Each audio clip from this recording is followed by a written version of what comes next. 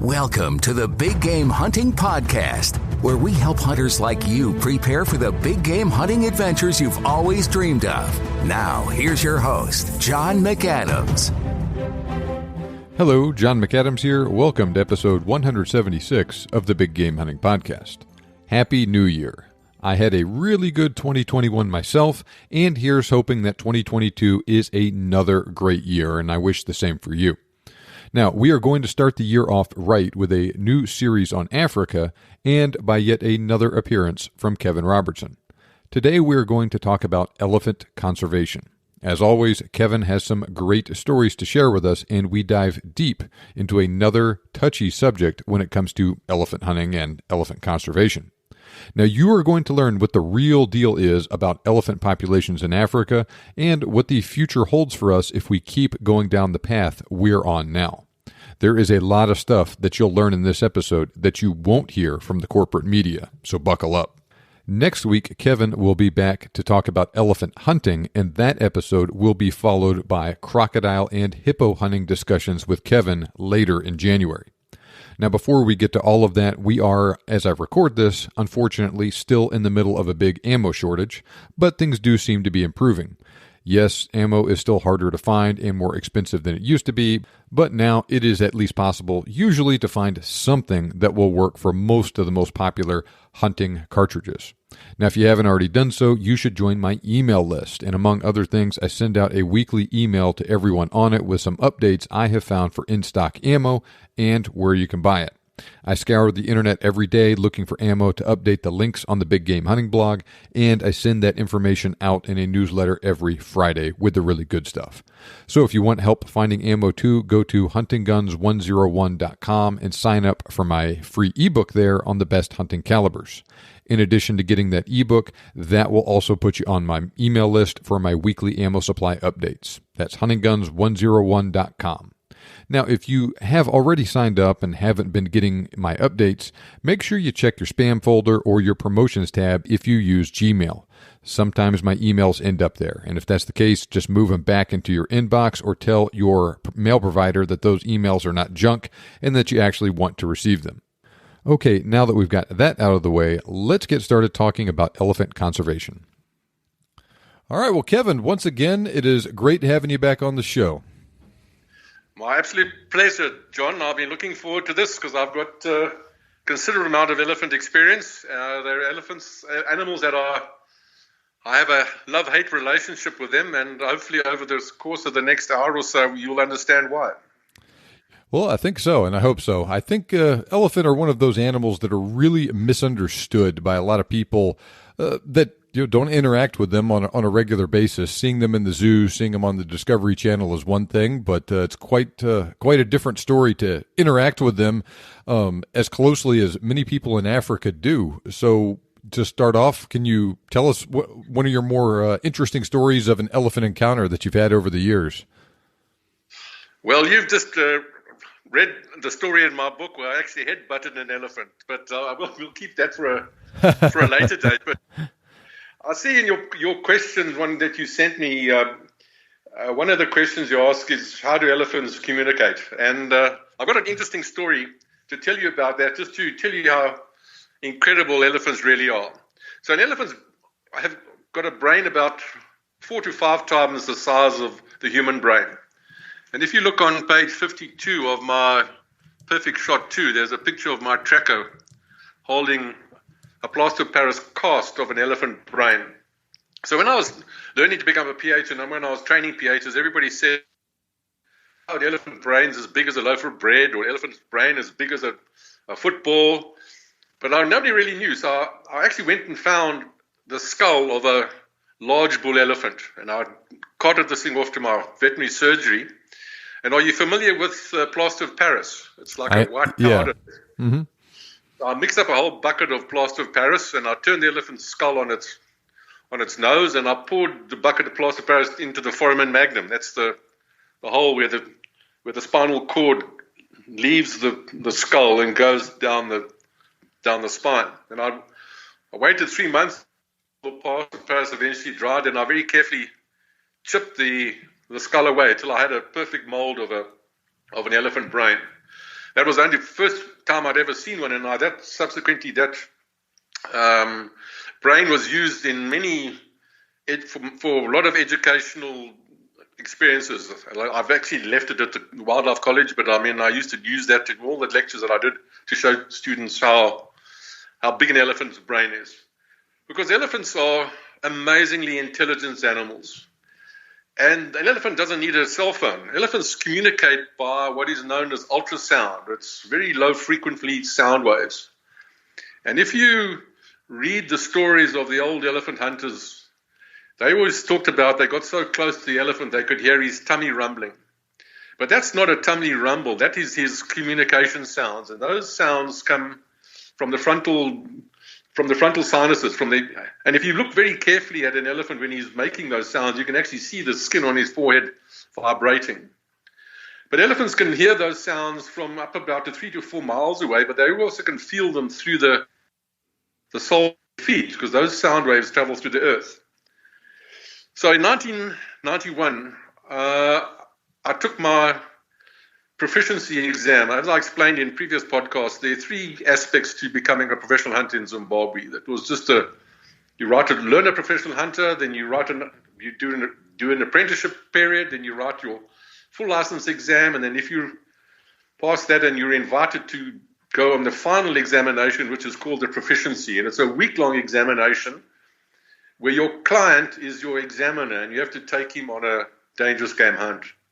So in 1991, the proficiency exam was held in Gonorazoo, which is familiar. I'm sure you're familiar with it. Near where you hunted your buffalo. And we were camped at a place called Buffalo Bend, which is in the southern part of Gonorazoo. And there were 60 of us on that course. And that's just an indication how in the early 90s, how the safari industry in Zimbabwe was absolutely flying. I mean, that industry had the potential to absorb another 60 professional hunters into the industry.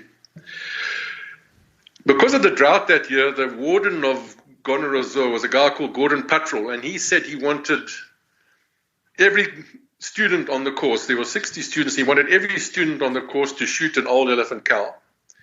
But there was 5 days of hunting, so what they did, they divided us into 12 groups of 5 guys each. And what it was, we were each going to go out, one person each day. We drew straws, he was going to go out first. And then that person would shoot an elephant cow, and then the other 4 guys would help him to skin it and debone it and work the trophies and get the meat to the community and all that. But because of the drought, as we drove into the camp, it's called Buffalo Bend, there were just elephants everywhere. I mean, at every waterhole, there were hundreds of elephants. And we all thought, as that first night, as we all sort of pitched our camps and got ready, we all thought, this is going to be a piece of our cake. I mean, we're just going to quickly go and whack an elephant and this will be over. So the first morning, we drew straws, and a guy called Doug Carlisle, who eventually became a well-known PH, he drew the long straw. So he got the opportunity to hunt the first elephant. So 12 groups went out that morning, and by 10 o'clock, 12 elephants were down. Those elephants in Gonorazoo are particularly aggressive. They've got a reputation for being absolutely mean and nasty. And every one of those 12 elephants was shot with a frontal brain shot while those elephants were charging. It wasn't much of a hunt. You just drove around till you found an old elephant that looked old enough, and then the guy and the examiner got out and just walked towards the elephant. And the elephant just took one look at them and would charge you, and then you just had to shoot it. So it was quite a good training exercise, because it's sort of thrown into the deep end. You had to shoot an elephant cow as it charged you. Oh, geez. So then, the rest of the day was spent. We had to skin the elephant. We had to cut all the meat off the bones. We had to take all the meat to the community. We had to dig a hole, bury the bones. Then we had to go back to camp, and we had to clean the feet, clean the trunk, clean the ears. I mean, we worked till midnight.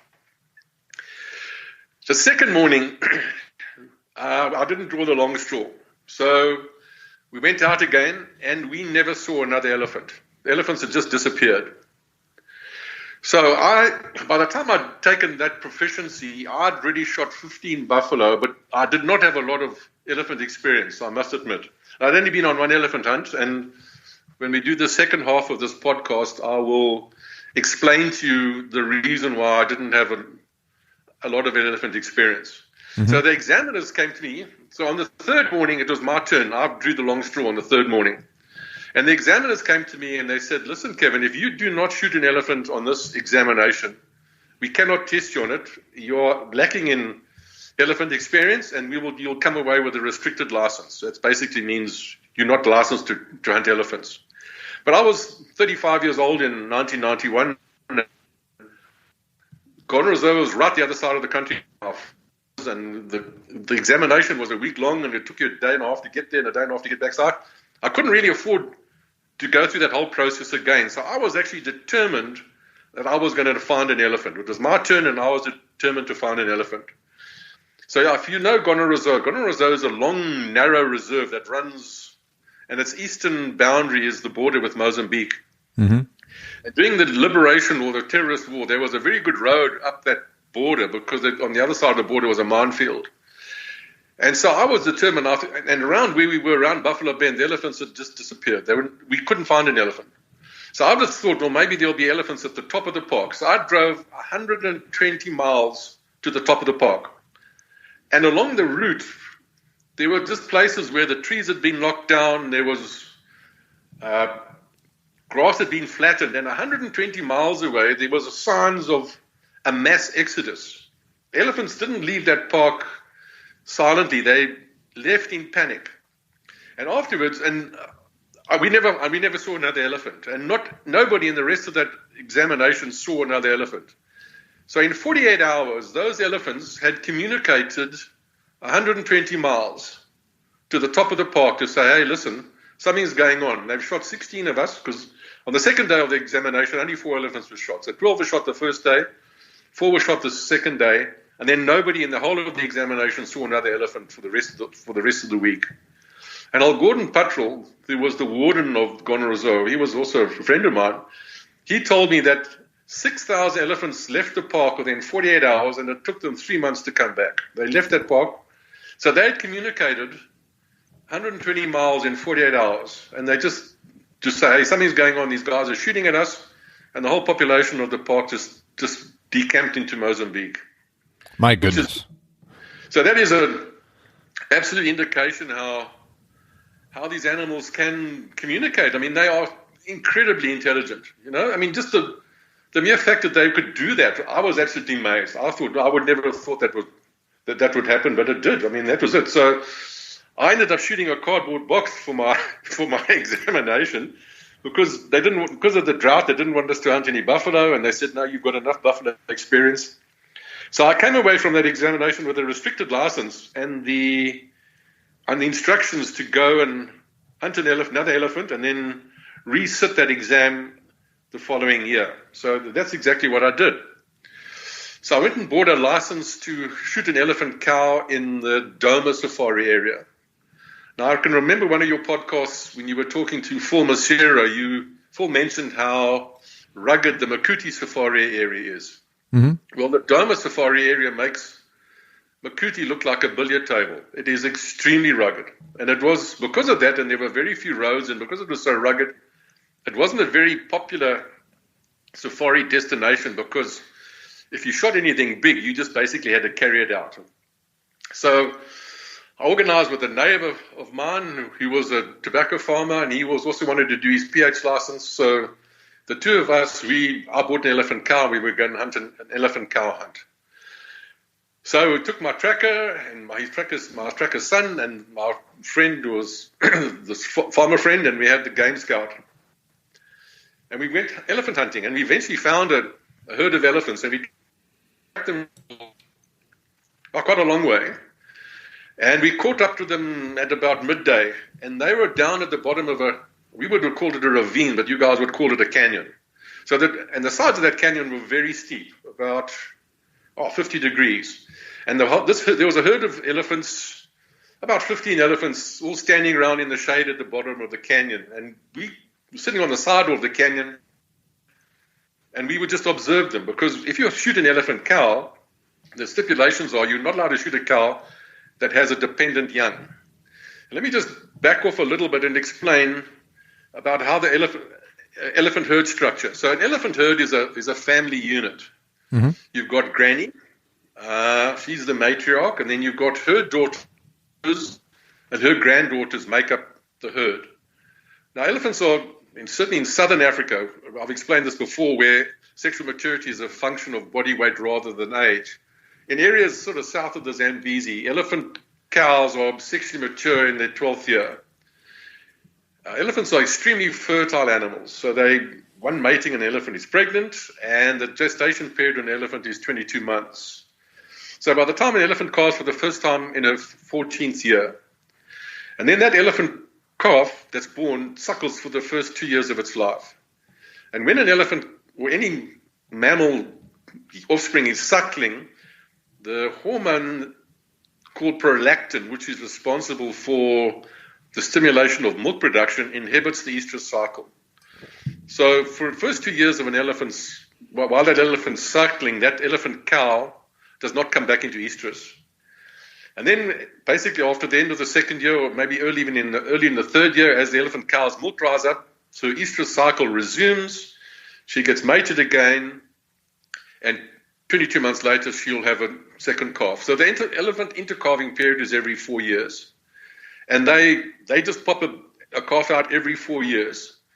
Interesting thing about elephants is that they do not reach menopause. So elephants will just keep on producing until they enter their 50s. And I've got a photograph of a 50-year-old elephant cow with a newborn calf. So an elephant has its first calf at 14, second calf at 18, third calf at 22, 26, 30, keep on going. So by the time an elephant is 30 years old, she's got the potential to become a grandmother. And by the time that elephant is in her middle 40s, she's got the potential to become a great-grandmother. And all her female progeny will stay with her in the herd. So if a young bull is born into the herd, when that bull reaches sexual maturity, which is between 15 and 17 years, depending on the rainfall of the season, because bulls are heavier than cows, they reach sexual maturity a little bit later. Those young bulls are then kicked out of the herd. But all the females in a herd stay within the herd. So this herd that we found, and we were looking at in this canyon, we spent about an hour watching them because the hardest thing was to determine which of the cows did not have a dependent young. And the dependent young is an animal that's older than, certainly 2, but you wanted that calf to be 3 years old so that if you have to shoot the mother, the calf will survive. And of that herd, only the matriarch, we concluded, had a 3-year-old calf. We thought the calf was old enough to survive if we shot her. Mm-hmm. So we were sitting watching these herd from the side of the hill by now it was sort of into the early afternoon and it was now quite hot and the wind started to swirl and that elephant herd picked up our scent. But they didn't know where we were. They just got a whiff of us and they came hardtailing it out of the canyon on the game trail that we were actually standing on.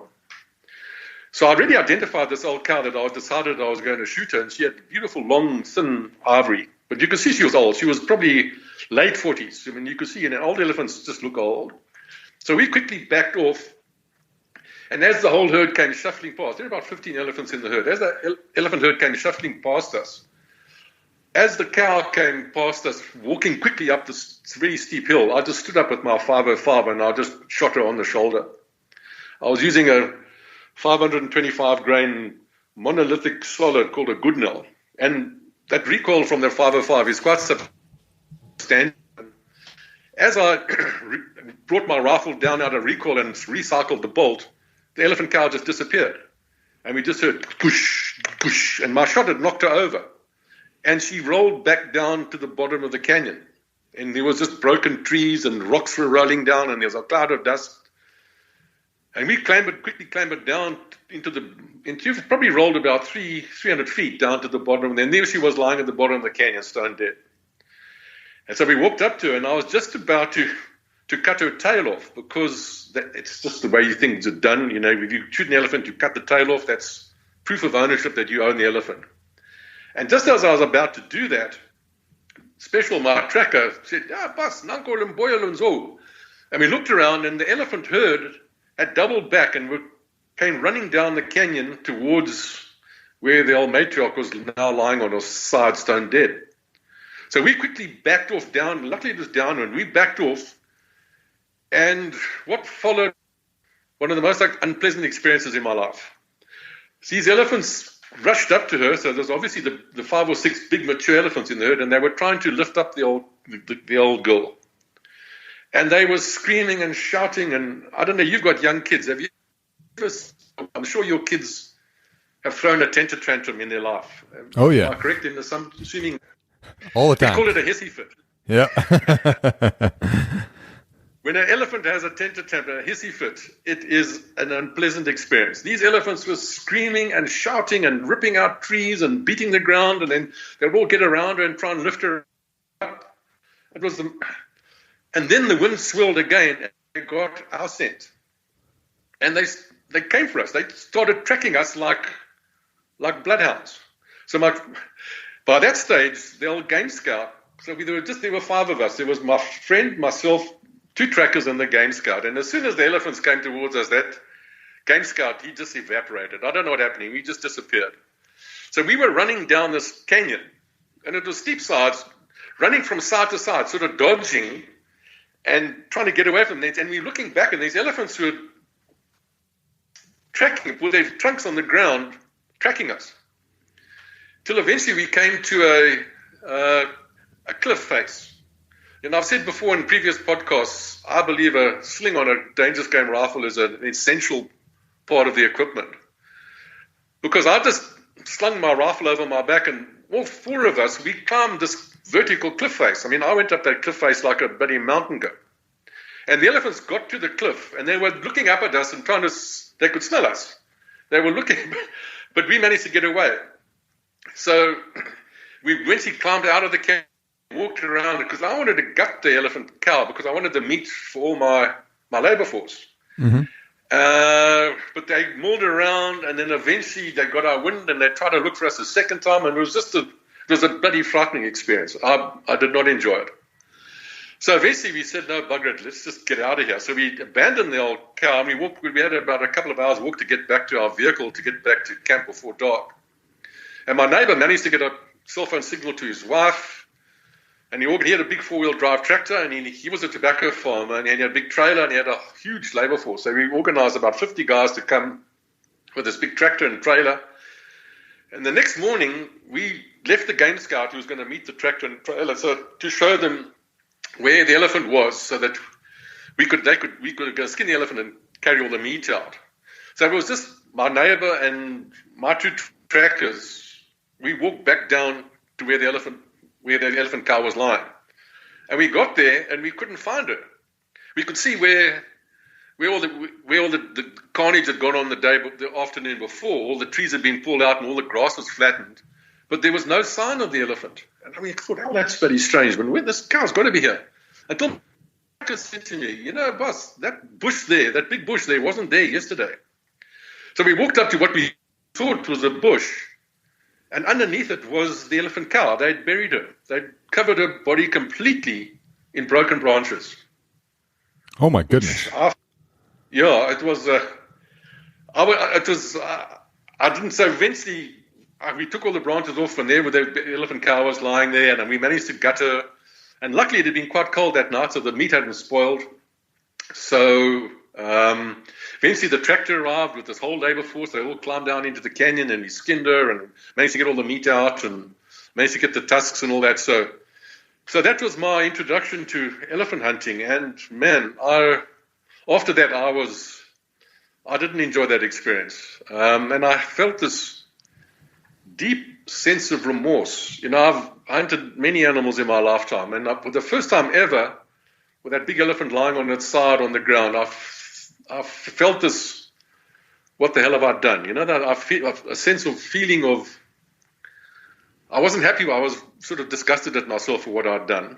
And I've now shot 4 elephants, and it's amazing that I've had that feeling every time. I've never had it with any other animal, and a lot of people, they say the same thing, that when you finally, that elephant's on the side on the ground, you just get this real feeling of remorse, which I didn't enjoy. So yeah, I don't blame you for feeling that way, especially after an experience like that. It just goes to show just how different they are from just about anything else on this world. Oh, absolutely. And So I said an elephant doesn't need a cell phone. An elephant also doesn't need a GPS. So a little bit later, I'm going to talk about elephant overpopulation and the problems we've got with too many elephants in the Kruger Park. But there was an exercise where they figured out the technology to relocate whole elephant families. So now you can't just take one elephant and relocate it. You've got to relocate the whole family group. And they figured out the technology, and they use shipping containers, and they catch the whole herd is darted, and they basically put the whole herd into containers, and then they drive them to their new destination. And there was a guy called Clem Kutsia. He was a Zimbabwean, and he was very experienced in game capture, and he figured out the technology to be able to do it, because you need to have the right trucks, you've got to have cranes to lift these animals up, you've got to have sledges to pull them into the containers to wake them up, and it was a huge exercise. So they did this in the Kruger Park, where they captured 4 family units of between 7 and 8 elephants each. And they had this massive exercise. They had all this convoy of big trucks with all these containers. And they drove them into Mozambique. And they drove them a couple of 100 kilometers into Mozambique. So the elephants couldn't see where they were going, because the elephants were inside containers. Containers had ventilation in them, but they couldn't see out. And eventually they offloaded all these elephants into the Limpopo Reserve, which is now this trans-frontier park that's now part of the greater National Park, Limpopo Park and Gonorrhoea are now all sort of one big game reserve. Mm-hmm. And the elephants, they let them out. The elephants took one look at this and says, "Oh, we don't want to be here." And they turned around and they walked back. And the elephants actually got back to where they came from before the trucks that took them there got back. My goodness. I mean, they just turned around. So the whole exercise, they spend millions on this exercise to get these elephants to relocate them. And the elephants said, "Oh, we don't want to be here." And they just turned around and just walked back. So no, elephants are amazing animals. They definitely have a sense of humor. And I sent you that picture of that little elephant running around squirting water at the Impala. I've seen them, but I had a friend who was an elephant whisperer. So he got elephants from one of the culls in Zimbabwe. He was in Zimbabwe, a guy called Rory Hensman. And he started elephant back safaris. And he was an elephant whisperer. And when he was also a farmer, and he got kicked out of his farm. And he wanted to get his elephants into South Africa. And he was doing this elephant interaction place. And he had this little elephant called Rosie. And I went to see old Rory. And what do? He would take 4 people out of the tourist group, and he'd make you stand in a line. And then he'd bring up old Rosie, this elephant, and he'd introduce you to Rosie. You'd say, "Rosie, this is Kevin." And he'd mention your name 3 times. And Rosie would smell you. Then he'd say, "Rosie, this is John. And this is Rosie, this is Adam. And Rosie, this is Paul," whatever it is. And you took your hats off and you tucked them into the pile on the ground. And then he would say to Rosie, "Okay, Rosie, give Kevin his hat back." And she'd come pick up your hat and give it back to you. And then he said, "Okay, that's too easy." He said, "Okay, Rosie, give John Kevin's hat. And you pick up my hat and give it to you." I mean, it was just incredible. And then she used to... So I went back to visit him 3 years later, because I was now living in South Africa, and I went to spend Christmas with with Rory and his family, and Rosie was still there, and he had another group, and he was doing the same sort of thing. So I said to him, "Do you think Rosie still remembers me?" Now, this is 3 years previously. He mentioned my name to her 3 times. So we did the same sort of thing. There were 4 of us, and he introduced the other 3 people to Rosie, but he didn't reintroduce me to Rosie.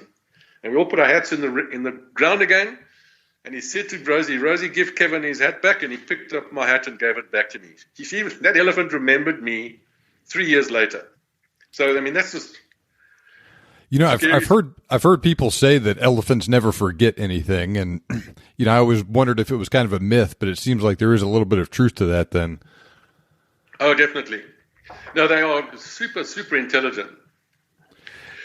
Now, it seems like with elephants, between their intelligence and their size and their strength, it is extremely difficult to put them in a place where they don't want to be. I've heard stories of, like, even when they're in a place like behind an electric fence, if they want to get on the other side of that fence, like, they'll do it. If it means ripping up a tree and throwing it across the fence and making a path across that way or whatever.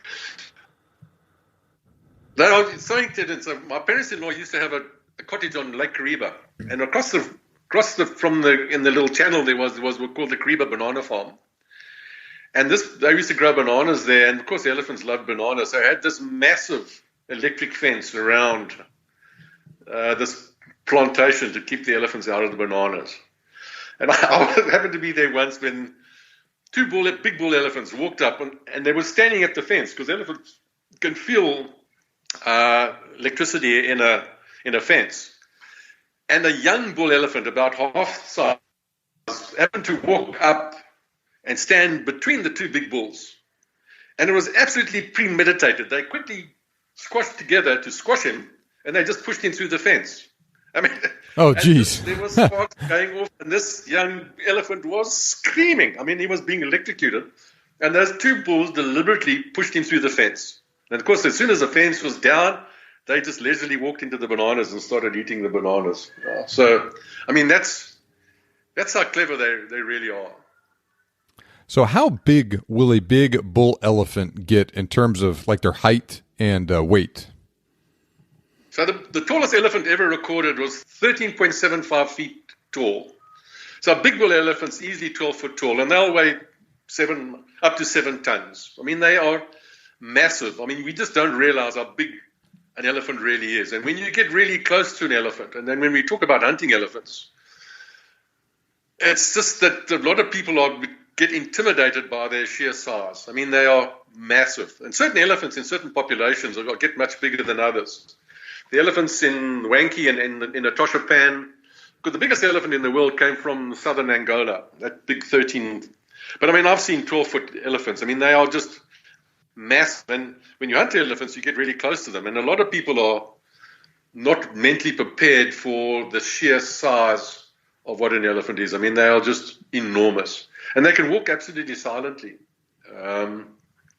Elephants will eat 2.5% of their body weight a day. So, I mean, a big bull elephant can eat 500 pounds of food a day easily. Ooh, my goodness. And of all the animals, they've probably got the most inefficient digestive system. So most of what they eat just passes straight through them. So elephants spend their lives walking and eating. Elephants walk for 18 hours a day. They rest in the shade. They sometimes will lie down and sleep. And elephants are just a walking machine. They just never stop walking, and they are ferocious and destructive feeders. Elephants and man are the only creatures on earth that are habitat modifiers. You know, we create cities and we destroy habitat, and elephants do the same. So the next part of the story I would like to tell you is about the history of elephant population in Africa. And Sure. The story goes that I once took the Raja of Hyderabad. So the Maharaja in the days of the Ra, when Britain was control of India, they had what they called the days of the Ra. And Maharajas were kings, and they lived in their kingdom. And the son of a Maharaja was called a Raja. And I took the Raja of Hyderabad. He was 65 years old, and I took him on a buffalo hunt in the Zambezi Valley. And when we talk about crocodiles, I'm going to mention His Highness as well. Anyway, we camped in the Sapi Safari area, which is just downstream of Mana Pools. So it's the next safari area below Mana Pools. And we happened to camp underneath a tree called a tamarind tree. Are you familiar with tamarind? I'm not. Tamarind is a spice. It's very common in India and in the Middle and Far East. They use it in their cooking. And this tree was massive. The trunk of the tree was the diameter of the length of my Land Cruiser. And if you look in the books of the trees of southern Africa, the tamarind tree is called Tamarindicus indica because it's not indigenous to Africa. It comes from India. And the old Maharaja, for some reason, or the Raja, he was so impressed by this tree. And he said this is the biggest tamarind tree that he'd ever seen. And his daughter was on the hunt as well. And when we were camped there, it was in July, the tree was in pod. And we got Special, my tracker, to climb the tree, and he collected a whole bucket load of the pods. And he said, this is exactly the same tree. And I've got 25 acres of these trees in my palace in Hyderabad.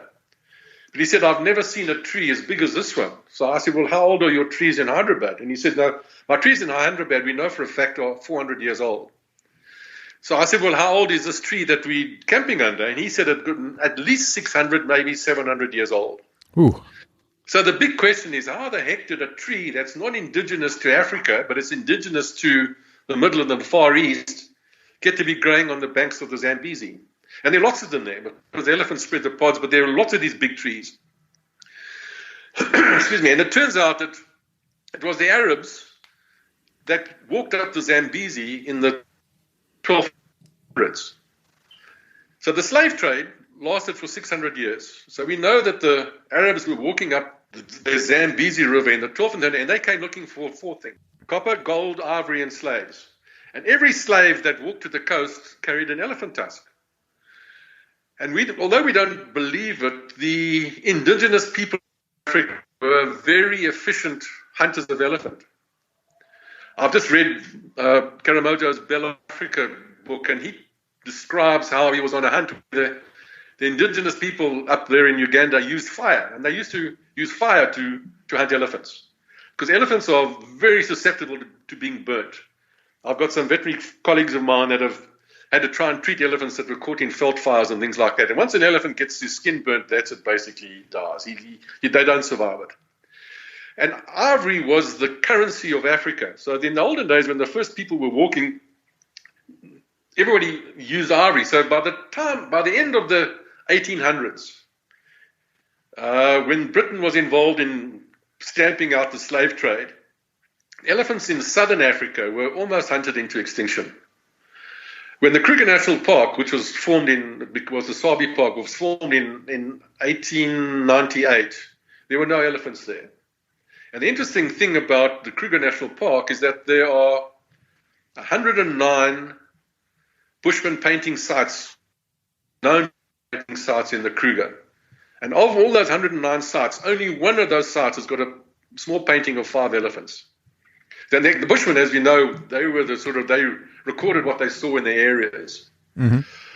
So by the end of the 1800s, the elephants in Sydney in southern Africa had almost been hunted into extinction. The First World War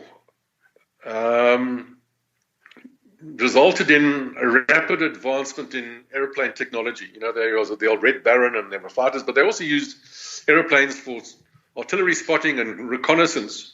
And in 1920, when I went to Zim in 1981, and where I met Graham Child, who was then director of national parks, and he told me that in 1920, the Southern Rhodesian Game Department conducted the first aerial survey of Southern Rhodesia, and they used old First World War military airplanes, because imagine those old biplanes flying nice and slow were fantastic for counting elephants. And they figured out the technology with grid references and compass bearings and stopwatches, how to start flying, how to do aerial surveys. And they've figured out that technology. And he told me quite emphatically that in 1920, they know for a fact that there were less than 5,000 elephants in Zim. But since that time, elephant populations increase between 5 and 7% per annum, depending on the rainy season. So in good years, they increase it. Following good rainy season cycles, they increase at 7%, and after drought cycles, they increase at 5%. And in Africa, we have these 20-year cycles. So we have 10 years of above average rainfall and then 10 years of below average rainfall. So over the last 100 years, the elephant populations have increased by an average of 6%. So the Second World War bankrupted Britain, and they started ditching all their colonies. So Northern Rhodesia became Zambia, Nyasaland became Malawi, Botswana Protectorate became Botswana. And in 1965, the Brits wanted to give up Southern Rhodesia back to the indigenous people. And a guy called Ian Smith, you might have heard of Ian Smith, in 1965, they declared UDI, Unilateral Declaration of Independence. So this little landlocked country of Rhodesia with 250,000 Europeans in it gave the Brits the finger, just like you guys gave the Brits the finger in 1776. Mm-hmm.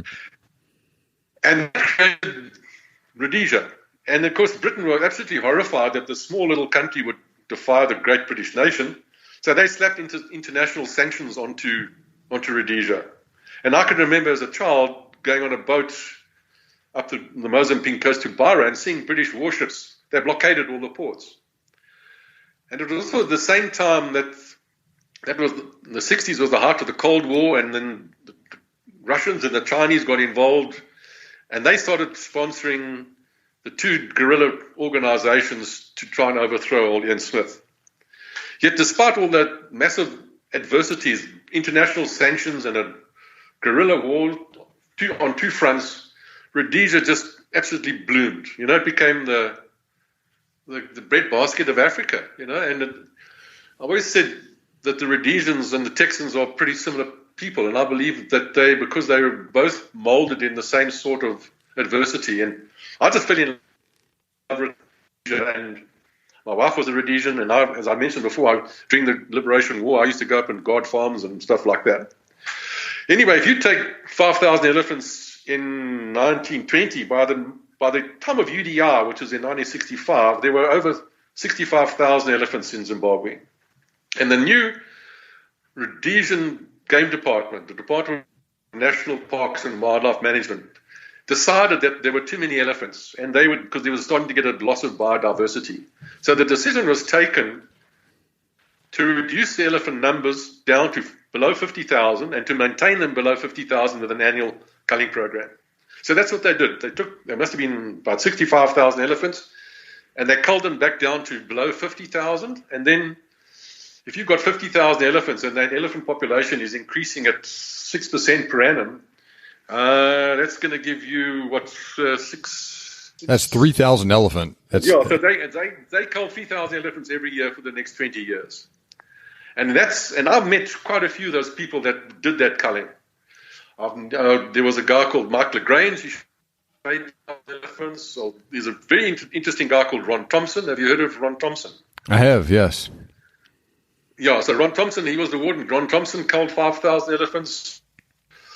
I've met Gomez Adams. He shot 10,000 elephants. I mean, so they kept these elephant population at 50,000. And you can imagine over that period, a lot of elephants were culled, but every one of those elephants was utilized. Nothing went to waste, and they specialized the technique of culling these elephants. They would cull whole herds, no escapees.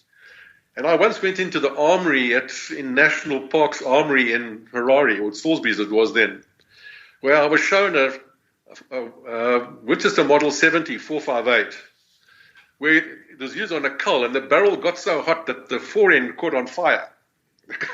The guy was shooting, and he couldn't eventually see his sights, and he suddenly realized that his forend was smoldering, and he didn't have any water with him, so he had to urinate on his rifle to try and put the fire out.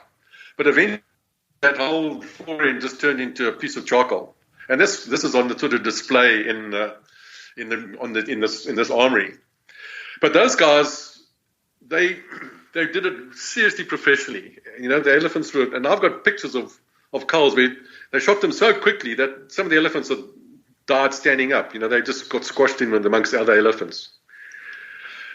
And then in 1981, with your independence, so when I went to Rhodesia, or to Zimbabwe in 1981, there were 50,000 elephants.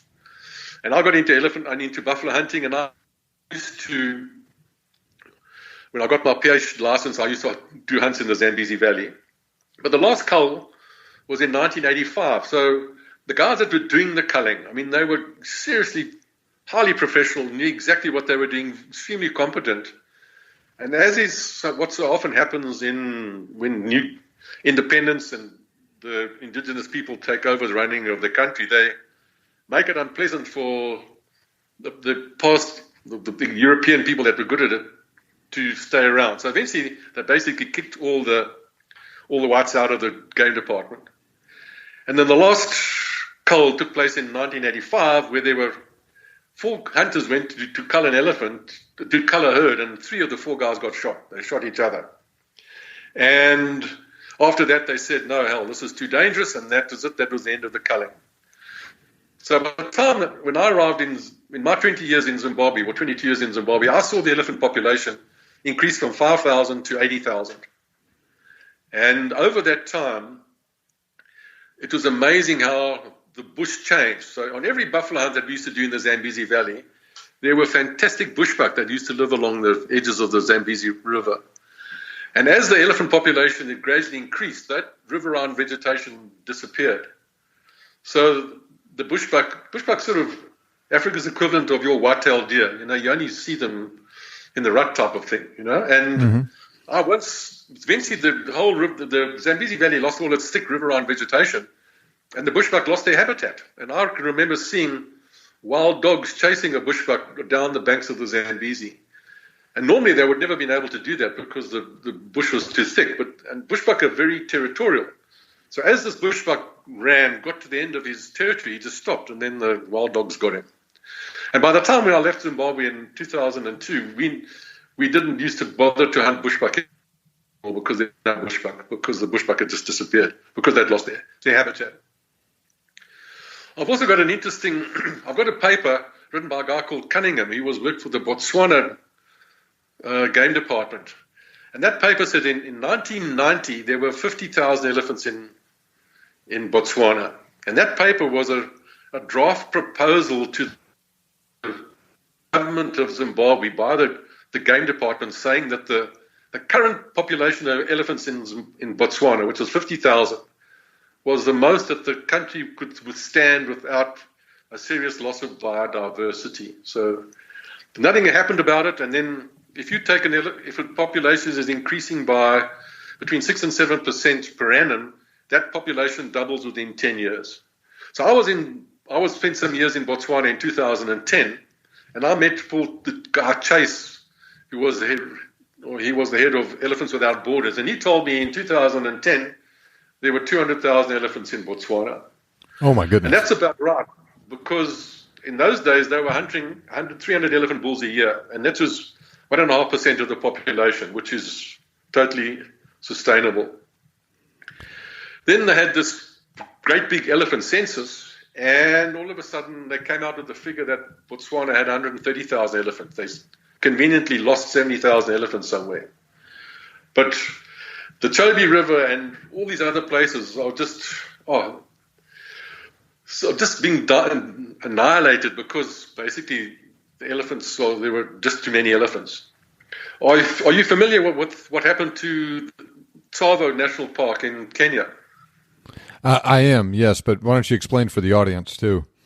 Okay, so the same sort of thing. Tsavo that's where the man-eating lions of Tsavo took place. Mm-hmm. And if you go into that, read about the book, that was just really thick vegetation. There was elephants and there were black rhinos there. And that elephant population in Tsavo just increased and increased, and they were fenced in till eventually there were too many elephants. And then in 1971 and 1972, there was a massive drought. And those elephants just basically ate themselves out of house and home. They had turned what was thick bush into, there was nothing left. It was just a moonscape. And 30,000 elephants died of starvation and a massive amount of poaching, because all the elephants that died, their tusks were just lying around, and it just simulated the poaching. So there was just this massive, catastrophic environmental catastrophe. And Tsavo's never recovered. The elephants, there's still a few elephants there, but I mean that landscape it's totally changed now, and those trees will never come back. I mean, it's changed. So too many elephants are a very destructive thing, and we've got the situation now where Southern Africa has got basically too many elephants. Botswana, I believe, has got at least 200,000 elephants. There are 30,000 elephants now in Kruger National Park. There's at least 30,000 elephants in Namibia. I mean, Namibia are trying to sell elephants now. There's a thing you can go and tender to buy elephants. They're trying desperately to get rid of elephants. Because elephants and human habitation cannot coexist. I also spent a couple of years in Namibia, where I was a wildlife and cattle consultant, and there was a ranch called Kavinga Cattle Ranch. It's in the north of Namibia, and it's 40,000 hectares, this ranch, and it was beautifully developed. And a herd of elephants moved onto the ranch. And man, the destruction there was it was heartbreaking to see. It was almost vindictive. You'd get an old elephant bull will just walk down a fence line, and for 5 miles, you'll just break off every fence post. And all the cattle handling facilities, and they'll pull up the water pipes and pull over the break open the sides of the water troughs and just destroy the infrastructure. It was heartbreaking to see. And the main factor is that there were too many elephants. And now the international community, the animal rights people are telling the world that the elephants endangered. Well, geez, certainly not in southern Africa. We've got too many elephants. But nobody really wants to realize that fact, or nobody's prepared to do anything about it. Because, if South Africa starts to cull elephants, they've said they'll do boycott tourists going to South Africa because of culling and things like that. So it's a crazy situation where you've got too many animals and you can't do anything about them. Why is there such a disconnect with that, you think? Because I've heard the same thing that you're telling me before. And in certain areas, they're just overflowing with elephants. Why is this the case that not everyone, but so many people think they're endangered? I think it's just the animal rights group. You have conservationists and you have preservationists. Conservationist is someone that looks after the environment. And the most important aspect of your environment is the soil. So you look after your soil, and then you look after what grows in that soil, and then you look after what grows in that soil. And we talk about biodiversity. Everything. To me, a life is a life. Is the life of an elephant worth more than the life of a bushbuck? Or a vulture that's disappearing because there are no more trees. The elephants have pushed all the trees down.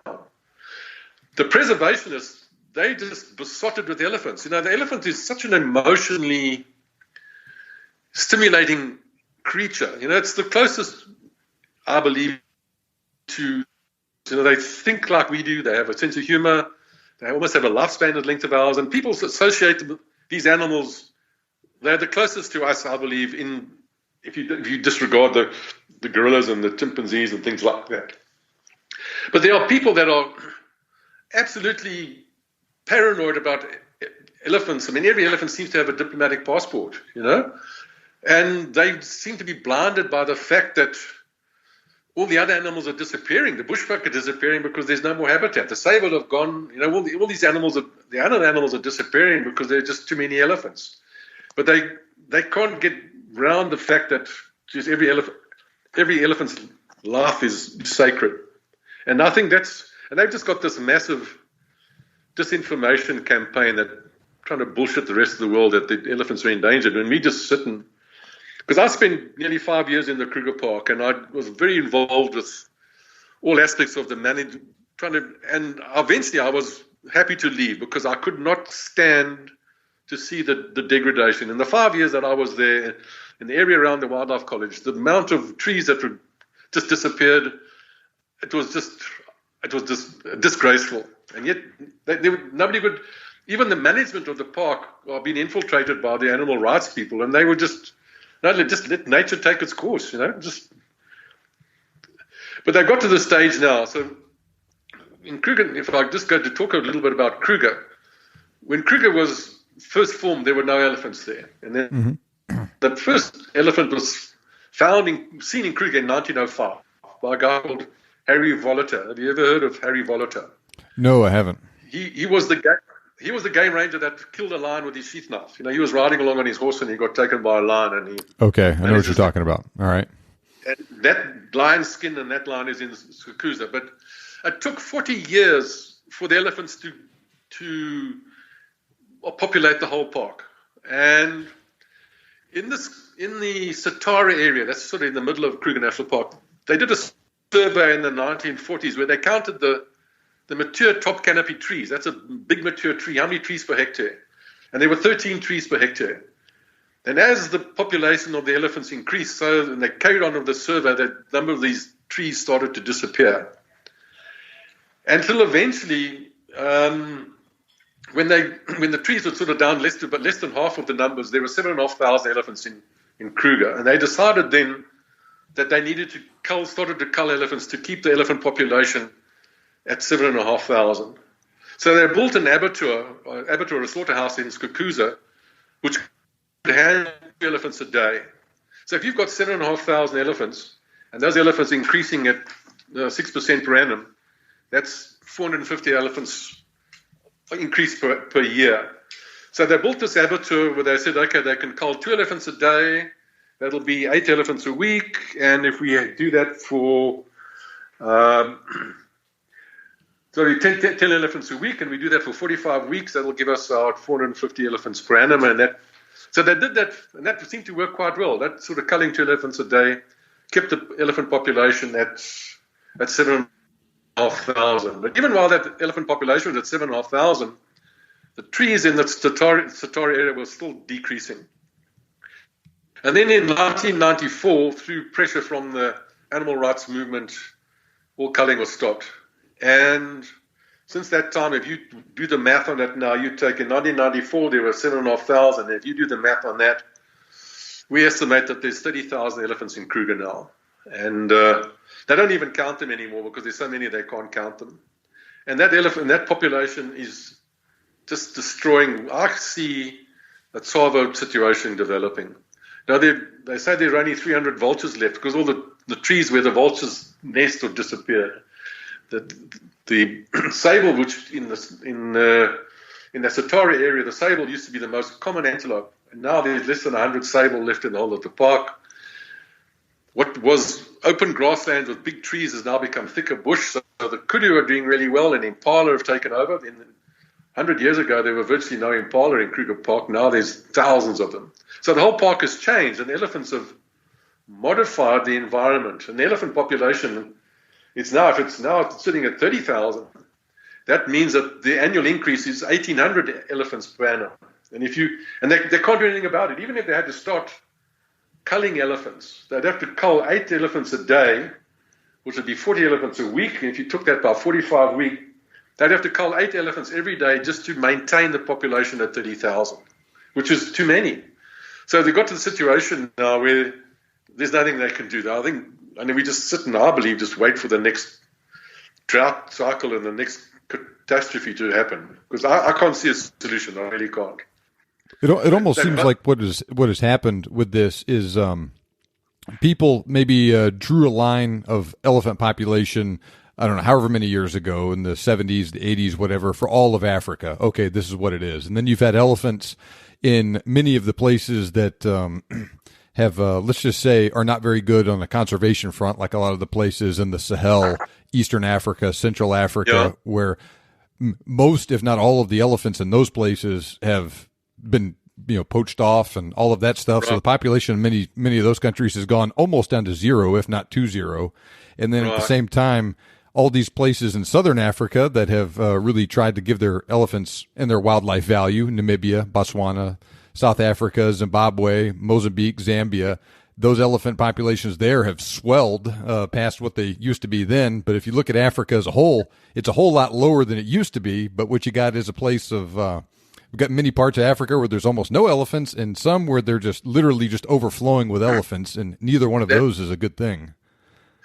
That's very true, and I cannot see. So how do you control elephant population? So the first thing is trophy hunting, and even when trophy hunting is never taken off more than 1.5% of the population.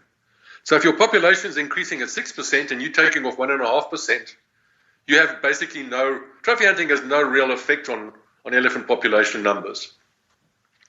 The next is natural predation, and there are areas in Southern Africa now, in Wankie in particular, where the lions are living on elephants. Because Wankie National Park is all man-made boreholes, all the water there is artificial, and only an elephant can walk the 20 miles, 40 miles in a day. So he can walk 20 miles to go and feed and 20 miles back again. Around these artificial water points, it's just good. There's nothing left. Elephants have eaten everything.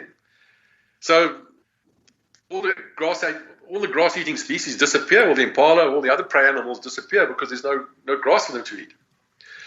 So you're left with a situation where the lions are very effective killers of elephant. And I sent you that picture of that lion on the elephant's back. And there was a coalition of lions, and that was in November. That was the 39th elephant that coalition of lions had killed in that year. Wow. So, the third thing is culling, and we've discussed about culling, and culling is just socially unacceptable now, So how do you get around these?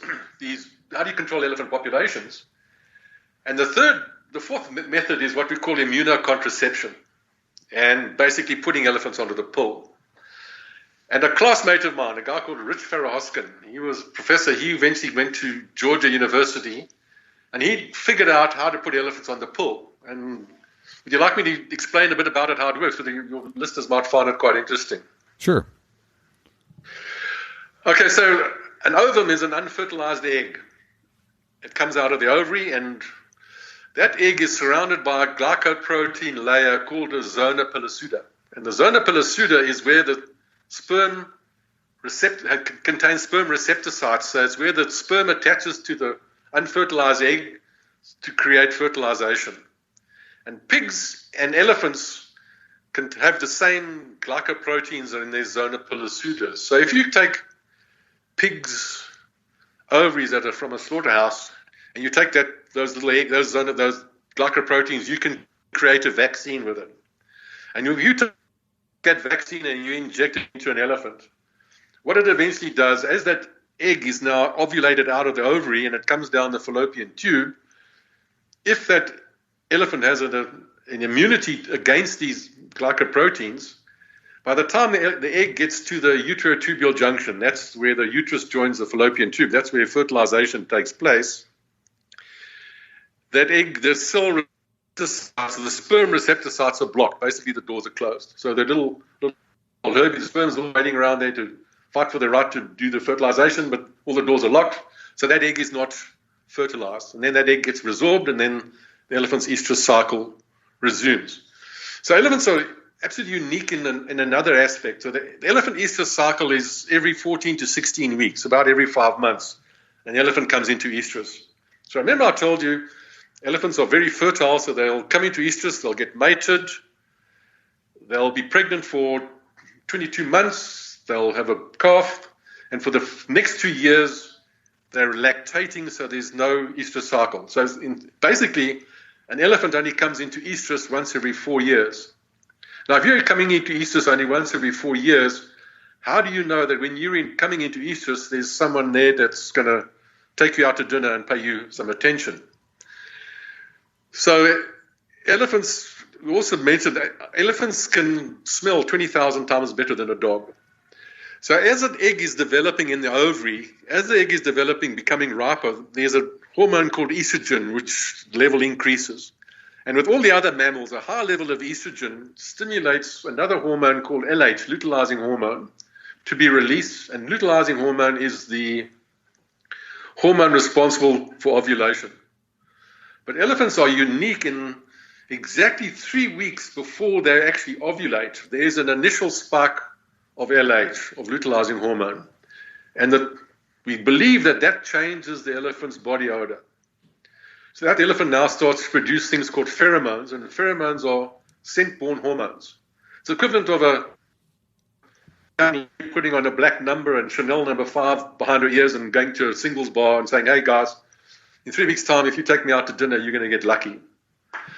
So the elephant starts to advertise that she's going to be coming into estrus with these pheromones, and the bulls, elephants, respond to these pheromones by coming into must.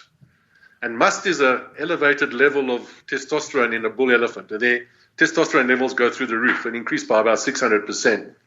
And those elephants become ornery, and they start fighting, and that's eventually the dominant elephant will then mate with whatever elephant is in estrus. So with this vaccination that old Rich Farahoskin developed, when they first brought it out, it was initial vaccination, and then you had it boosted at 2 weeks, and you had it boosted at 5 weeks, and then it was an annual booster.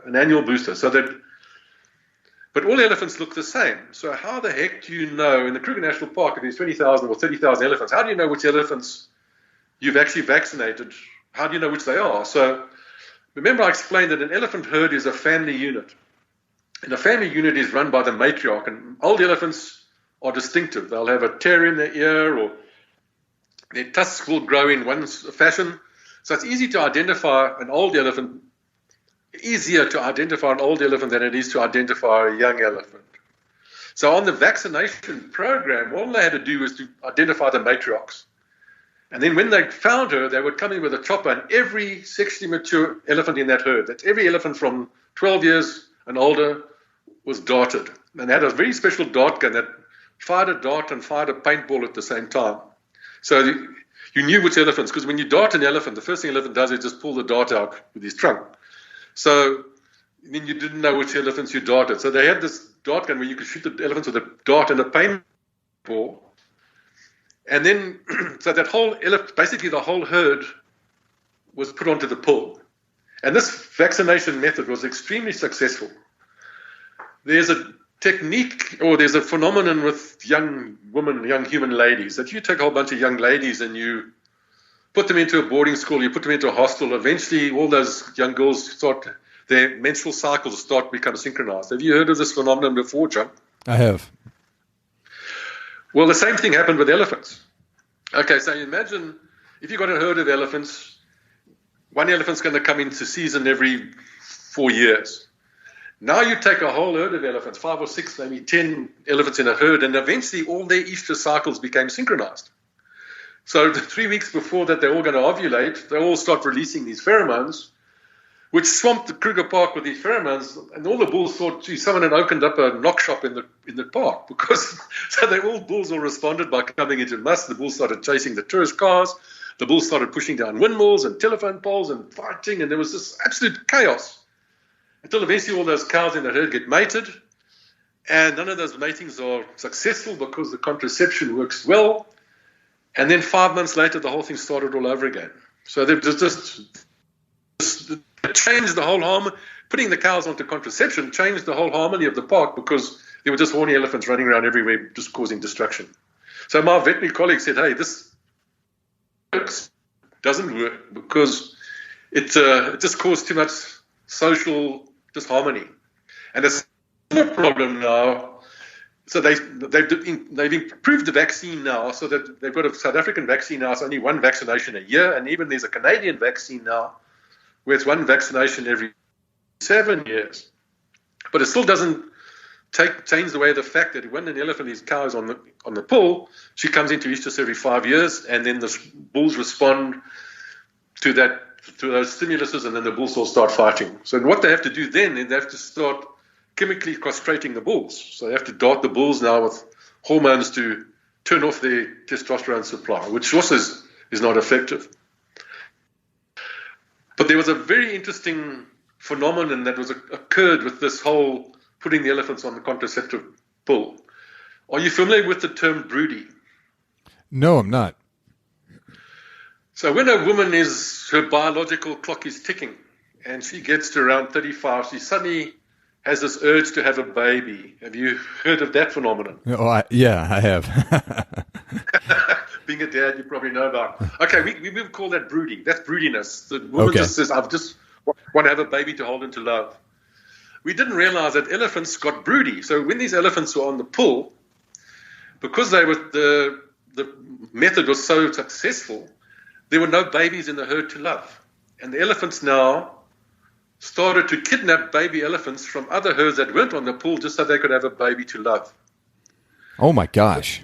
But that baby, because the elephant that got kidnapped, because none of the elephants in the herd that was on the pull lactating, because none of them had babies, the elephant that got kidnapped starved to death because they loved it to death.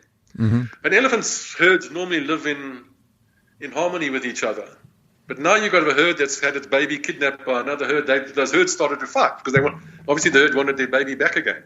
So just that whole thing of trying to put elephants on the pull and trying to control elephant numbers with science just didn't work because there were too many complications. So it all adds up to elephants are just such interesting and fascinating creatures that we create all these problems that I don't see a solution to how they're going to get resolved. How old will a normal elephant live to? How old is typical? Okay, elephants get 6 sets of molar teeth in their life. And the first set erupts when it's a year old, and then the second set when it's 3-year-old, the third set when it's 6, the fourth set when it's 15, the fifth set it's in wear in its 32nd year, and then the sixth and final set is in wear by the time it's 45. when an elephant's tooth wears out, that's it, game over. So elephants are primarily grass eaters. They eat grass. Only when the grass is, when there's no grass or the grass is poor nutritional value, will they supplement by eating bark, and they dig up roots and stuff. Because the elephant needs about 6 to 7% protein in its diet to maintain its life, maintain its growth. So when grass seeds itself, after it's seeded, we're talking about a perennial grass that grows every year. As soon as that grass seeds, it takes all its nutrients and it pushes its nutrients under the ground. So it's got reserves, so when the rains come again, it can grow again. So elephants are very destructive feeders because they know that all the nutrients in the grass are in the roots. So they, with their trunk and their front feet, they pull out the grass roots. And then they use their tusks to clean the sand off the roots. So then elephants are either left or right-handed, and you'll often see an old elephant with these grooves worn in the end of its tusk. That's where countless years of cleaning the grass on the same spot eventually wears these ridges in there. So how old an elephant lives depends basically on the structure of the soil. Because when elephants chew, bovines or all ruminants, they have a sideways motion. When they chew the cud, they chew backwards and their jaw moves sideways. An elephant, when it chews forwards and backwards. And if there's a lot of sand left on the roots of the grass that they're eating, it wears their teeth down faster. So elephants in swampy areas where they eat a lot of aquatic plants, where they use the water to clean the roots, where there's not enough abrasive sand, tend to live a bit longer than elephants that live in very sandy areas where their teeth wear down quicker because of the sand on their roots. But those big elephants in Kruger National Park, all those fantastic bulls that are in the Letaba Museum, none of those bulls got to 60 years of age.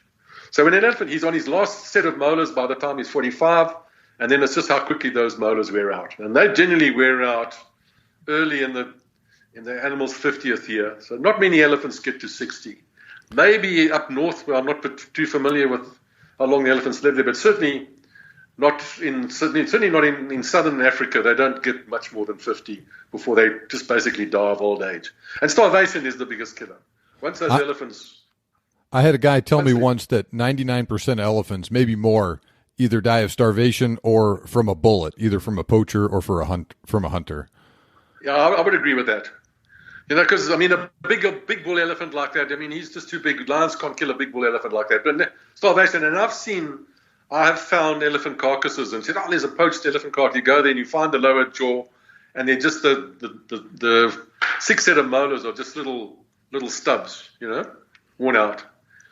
So nature's cruel, and nothing in nature has death, nothing in Africa, So basically, elephants just basically starve to death.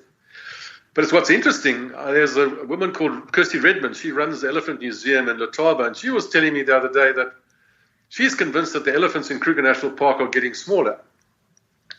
And which makes total sense to me, because as the elephant population is increasing, so they're now competing for the same amount of food supply. And the phenotypic effect, we all, as explained, you look the way you do for your genotype, your genes and the environment, and then the phenotypic effect is the environment which you grew up in. If all the elephants now in Kruger are starting to run out of food, it would naturally start getting smaller and smaller. And that also means they're going to start coming into estrus earlier as well, because they're going to be lighter. So interesting. How serious would you say elephant poaching is in Africa? And how would it compare to the rhino situation we've heard so much about? Well, the rhino situation's out of control, and maybe when the rhinos are finished, maybe they'll start on the elephants. But at the moment, ivory is probably not valuable enough to stimulate the level of poaching that rhino horn. Rhino horn is probably the most valuable commodity in the world, and that's what's stimulating these people to take enormous risks to poach rhino. But certainly in southern Africa, the Botswana Game Department, when the army came in, and if you poach, you just get shot. There's no question about it. So I think certainly in southern Africa, taking probably from the top of Mozambique down, I think at this point in time, I think ivory poaching is not much of a concern. And, as we said before, the hunting operators all run anti-poaching units, and that hunting operators are the best form of anti-poaching. Everybody, even in Tanzania now, I was watching a program on Adam Clements, and all the really well-known safari operators all have massive anti-poaching teams. They have helicopters, they have boats, and they're doing the anti-poaching. So if ever it comes to the situation where sport hunting is ever banned or something like that, I just see disaster looming, because it's the hunters that, as you know, we're preaching to the converted here, that's the hunters' dollars that pay for conservation and pay for anti-poaching. So as long as there's hunting, I believe the poaching will be at a minimal level.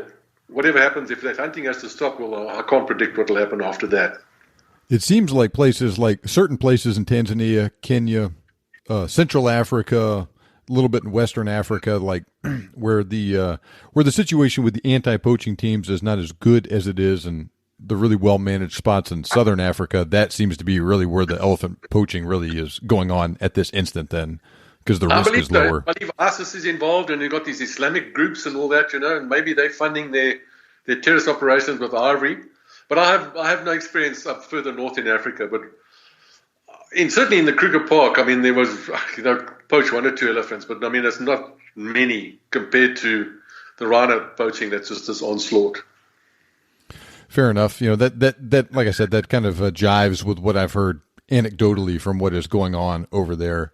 So it seems like really the biggest issue with elephants is really kind of habitat loss. There's just not nearly enough space for these darn elephants that and it's also it's the habitat.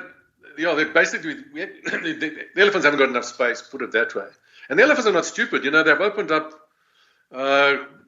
the border between the Kruger National Park and Mozambique, but in that Limpopo Reserve, there's 20,000 people living there. And elephants don't want to go there because they know that they might get poached, or they might, elephants and habitation do not. When you start growing crops, boy, elephants can just be a huge problem, and you have to protect the crops, and how do you protect a crop from an elephant when he's really hungry? Mm-hmm. Well, it's funny you say that. When I was in Africa, when I was in Zimbabwe hunting my Cape buffalo many years ago, there was an incident when I was there. They were having some elephant problems with some of the local farmers getting into their crops and eating them. And so then the people were going out and spending the night in the field and whatnot. So they'd be out there ready to go in case an elephant came so they could scare it away. And then one of those people got eaten by a lion when the poor guy was out there sleeping. No, that's Africa for you. That's pretty normal, eh? Yeah, it's a rough deal for those poor people that are just trying to make a living in there, and they're dealing with these problems that they're really hard to deal with. But as long as that elephant can give them some form of income, you see, as long as some of those elephants get hunted, and they get the meat, and they get the trophy fee from the elephant, and they get the job to work for the safari company, or they're a skinner or a tracker or work in the camp, they tolerate those elephants because those elephants are giving them an income. If those elephants are not hunted, and those elephants just then destroy their crops, and then they will make a plan to poison or to kill those elephants. But as long as they can see derive an income from those elephants, then they'll tolerate them. Well, that goes for all the hunting. It's these campfire areas and things like that where the communities benefit from the hunting operations. It almost seems obscene that with the low income levels of so many people in Africa, some people, very serious protein deficiencies and whatnot there, that we have literally an overabundance of tens of thousands of elephants. One of these elephants can get up to, thousands and thousands of pounds, and all that meat you can get off of it. It's an ungodly amount of meat that we can give to these poor people there, and it's literally a renewable resource as well. And then, like you said, on top of all of that, you have the all of the trophy fees and all of the other income that comes from that. So like I said, it's just obscene that we are dealing with this problem there where we have an overabundance of elephants and the problems they're causing to the environment, while at the same time you have very, very low income, almost starving people in some places that it seems like there's a solution just staring us in the face right there. Yeah, well, then Fish and Wildlife go and ban the importation of ivory from Namibia. I mean, from Zimbabwe, for example, So that's just crazy. It just makes absolutely no sense. And I don't know. I don't see a solution because I know when that ban came into effect, my friends that hunt in the Zambezi Valley, they were very hard hit financially because 80% of people that come and hunt in Africa are Americans. So and if they can't take their trophies back, well, then there's no really incentive to go and hunt, which is just crazy because we're sitting with these elephants that are eventually just going to eat themselves out of house and home and eventually just die of starvation. Yeah, so can you talk to us very briefly about tuskless elephant? What exactly is going on with them? How common are they? How they behave differently from other elephants? Okay, about 4% of elephant cows are tuskless. A genetic thing. And probably stems back from the time when elephants were hunted for their ivory. If an elephant didn't have any tusks, well, there's no point in killing him because he hasn't got any ivory in him.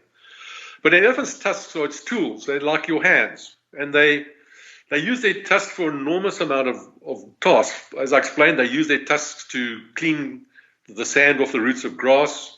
They use their tusks to dig for roots. They use their tusks to peel the bark off trees. So elephants that don't have tusks are handicapped. It's like you having to live your life with your hands tied behind your back. And we quite often will see that they learn to become aggressive because, and I've watched it many times, you'll see an elephant cow with a tusk stripping a piece of bark off a tree and she's just about to put it in her mouth when a tuskless elephant will rush up and knock her out of the way and steal that piece of bark that she's laboriously just pried off for herself because she can't do that herself because she hasn't got any tusks. And so they become more aggressive because they're basically handicapped. And yeah, we call those tuskless elephant cows the bitches of the bush because, whoa, they can be really aggressive. And I've got friends in the safari industry. You can go and probably I believe the most dangerous game hunting you can go on is to go and hunt a tuskless elephant cow because you hunt them in this really thick bush and they're aggressive and I don't know. I've never done it. I've never shot a tuskless before, but after seeing how the elephant cows responded when I shot that old matriarch, I was always a bit concerned that shooting cows out of herds has a very detrimental effect, whether it's psychological effect on those herds. And I've been in areas where the elephants there, and man, they just hear a go-away bird and they come looking for you. They're very aggressive. And it's scary to be in a situation like that where you have an elephant coming to look for you. Because they can move silently through the bush and even though they're big and grey, they just disappear, boy. Their camouflage is fantastic. Yeah, so does that answer that question? Yes, it does. And in your comment about the effects of shooting a cow out of a herd, definitely with that in mind and with some of those stories you've told in mind, it definitely seems to make sense then why when they were doing elephant culling, you just kill the entire herd, every single one of them. So no one you're not leaving angry elephants around to take it out on whoever they may encounter in the future. Yeah, that was the big thing. There were no escapees. There was a time when people thought that elephants could record history chemically, sort of like a video recording or a video, playback. Because like Lake Kariba filled up in 1963, so the elephants still follow the same migratory paths. They swim across the lake in their old migration paths, and those elephants were born after the lake filled. But how the hell did they know when the lake was full of water where the migration paths were? There's one other interesting story I'd like to share with you. So in the days, there was very little recorded history, but elephants are just great wanderers. I mean, in the elephants, maybe they moved backwards and forwards throughout the length and breadth of Africa. There was a guy called Ponderow Taylor. I'm sure you're familiar with Ponderow Taylor. Oh, yes. He wrote the book, African Game Rifles and Cartridges. Mm-hmm. But in one of his books, in the early, I think it was 1952 or 53, he described finding elephant in northern Mozambique, where the elephant's tusks were digging into the ground, and had to walk uphill backwards, and had to walk out of riverhead, out of stream beds backwards and things like that. And he apparently followed this elephant for 6 months. And it went from northern Mozambique into Tanzania, across basically Tanzania, just below the Great Lakes, into the Congo, and then it came down into the DRC, into Angola. It got to the bottom of Angola and basically followed the Caprivi Strip, and it followed the Zambezi all the way down back into Mozambique, and he lost it in northern Mozambique. But that elephant did a complete 360 around Africa. And then in 1954, a guy called Harry Manners. Have you heard of Harry Manners? Mm-hmm. Yes. He shot an elephant. He was the tusks weighed 183 and 182 pounds, and he wrote about it in a book called Kambako. And there was speculation that that was the same elephant. And because Bondro Taylor never saw the elephant, he just followed its tracks for 6 months. And that elephant did a 360 around Africa. So those elephants moved huge distances, and they're like the elephants in Kruger that are in Kruger now. Maybe, they're fenced in, but maybe in the olden days they would walk to Lake Victoria and back again, or went, they must have moved huge areas. And we've just created this man-made problem. We've taken these elephants now, we just fence them into areas where they weren't there naturally before. Maybe they just passed through those areas, they never stayed there. Now we created this man-made problem. As soon as you take a piece of land and you put a fence around it, you have to manage what's inside that fence. It almost makes me wonder if, way back in the day, there were elephants in Kruger for a period of time, and then the elephants moved on to somewhere else, and they made it back there 5 or 10 years later or something like that. So there weren't as many of them, and they were not staying in one area all the time and putting so much pressure on it. Oh, for sure. And it gave the vegetation chances to recover, In our reading of Bill's book just recently, he goes and hunts in a swamp there, hunting by boat, because he reckoned that the only elephants were in the swamps because indigenous people couldn't get to him. They get to the elephants. So they were clever.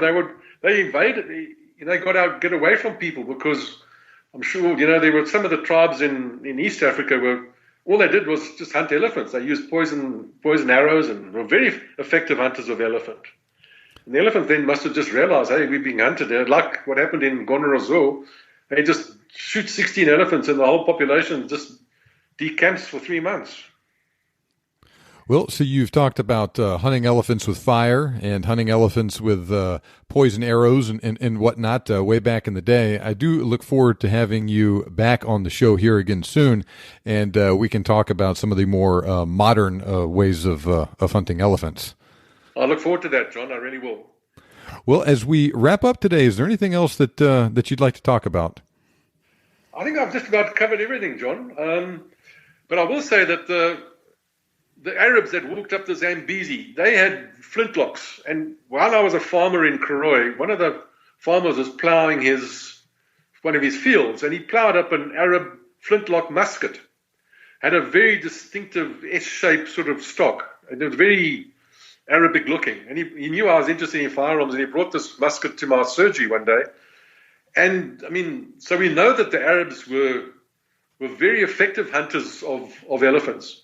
And the biggest elephant in the world, that elephant that's tusks weighed 126, 113 pounds. That elephant was shot on the slopes of Kilimanjaro by the slave of an Arab slave trader.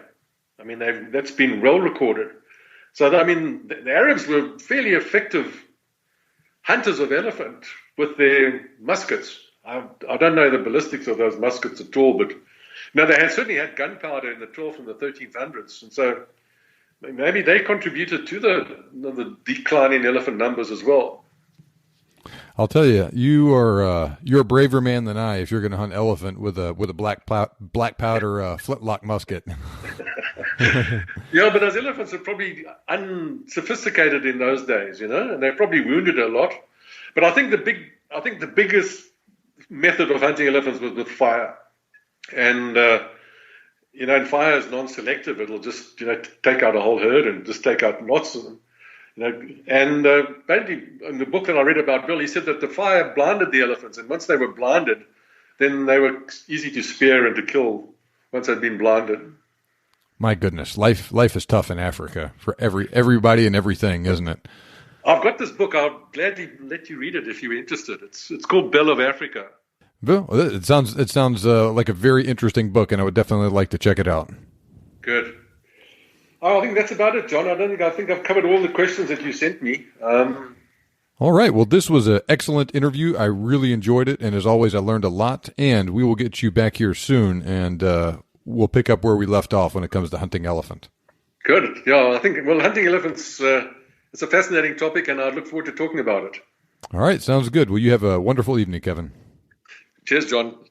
As always, Kevin shared some great stories, a lot of useful information, and he did not shy away from letting us know what he really thinks about controversial topics. In that vein, I wanted to provide a bit more information and context about elephant populations in Africa right now. Now, as always, it is hard to separate facts from hysteria, but I did some more research on the details of this stuff after our discussion. So first, like I suspected and like I mentioned in the show, there is a big disconnect between what's going on with elephant populations in southern Africa versus what's going on elsewhere in Africa. Like Kevin mentioned, in places like South Africa and Namibia in particular, elephant populations are actually increasing. When pressed, even many non-hunting or even anti-hunting organizations will admit this. Now, a really important fact to keep in mind is, as far as I know at this instant in 2022, South Africa and Namibia are the only two countries from which sport-hunted elephant trophies could be imported into the USA without interruption during the 21st century. In particular, the Obama administration banned the import of elephant trophies taken from several different African countries, namely Zimbabwe and Tanzania, into the U.S. several years ago. Well, Tanzania in particular has been hammered by poaching in recent years for elephants as well as other things. Now, a lot of safari operators gave their concessions back to the Tanzanian government after that import ban on elephant trophies to the U.S. because it was no longer economical for them to manage those areas without American hunters. So anti-poaching patrols went away, and the situation quickly deteriorated. It's a very sad story because that area has some very well-organized criminal syndicates that run very efficient, almost industrial-level poaching operations and then smuggled the ivory out of the country. Those groups are very well-funded, very savvy, and make good use of connections with other criminal networks as well as corrupt politicians in certain countries to get away with their poaching. In addition to that problem, elephants are also under extreme pressure in Central and Western Africa. That area is home to some bush or savanna elephant populations, which are what live in southern and eastern Africa, but that's also where the forest elephants live as well. Forest elephant only live in Central and West Africa, and they are classified as critically endangered. I'm going to name a few countries in Central and Western Africa where elephants live for you. The Democratic Republic of the Congo, the Central African Republic, Chad, Mali, Nigeria, Côte d'Ivoire, and Liberia. Now, if you have followed news out of Africa during the past few decades, you're aware that things aren't exactly calm and peaceful in some of those countries. There are outright rebellions and wars going on in some of them, and terrorist-linked violence from groups like ISIS and Boko Haram going on in others. Unfortunately, wildlife are really on the losing end of problems like those.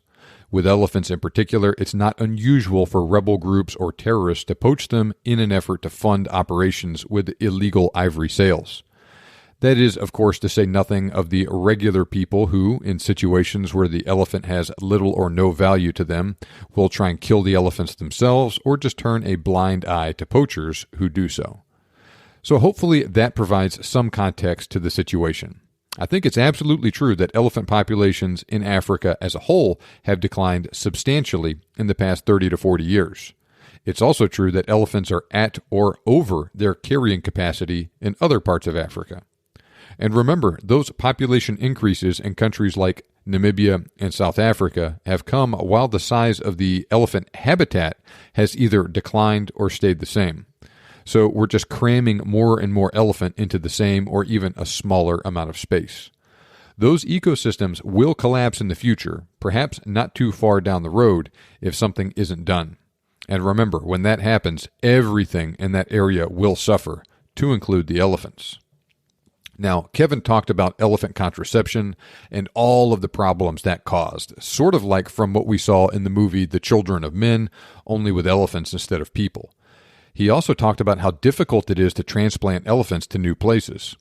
Even if somehow we're able to get the elephants to stay where they're put, which is extremely difficult, that won't do much good if poachers just kill them right after they arrive, which is a risk if you just drop off a bunch of elephants in some of the more lawless parts of Central or West Africa.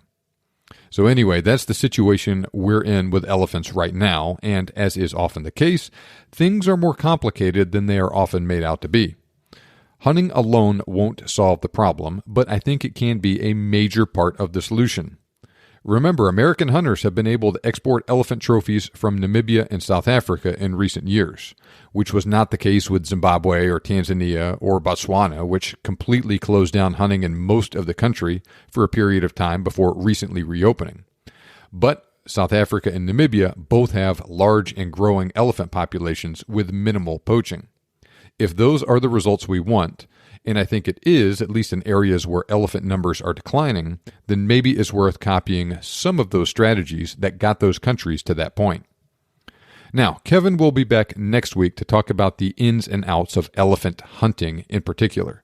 I completely understand and respect that even after everything we talked about in this episode, you might not be interested in doing that yourself. That's perfectly fine, but I think this next episode will be another great listen like it always is with Kevin.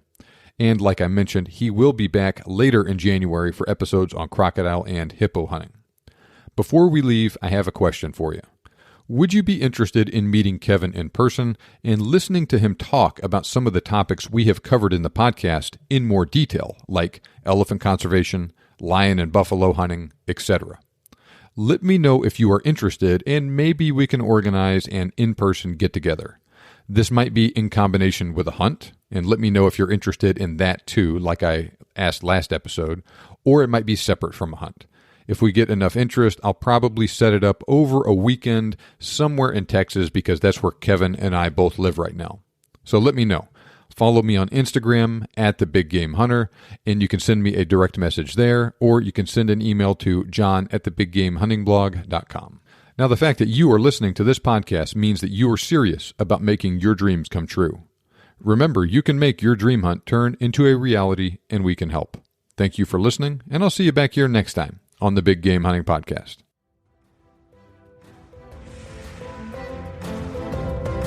This show may be over, but we have plenty more for you on our website. For more information on today's topic, as well as lots of other useful hunting resources, head over to thebiggamehuntingblog.com. We look forward to having you back for the next episode. But until then, happy hunting.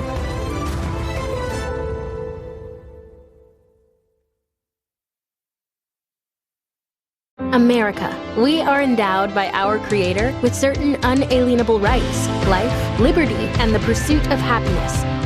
By honoring your sacred vocation of business, you impact your family, your friends, and your community. At Grand Canyon University, our MBA degree program is 100% online, with emphases in business analytics and finance to help you reach your goals. Find your purpose at GCU. Private, Christian, affordable. Visit gcu.edu.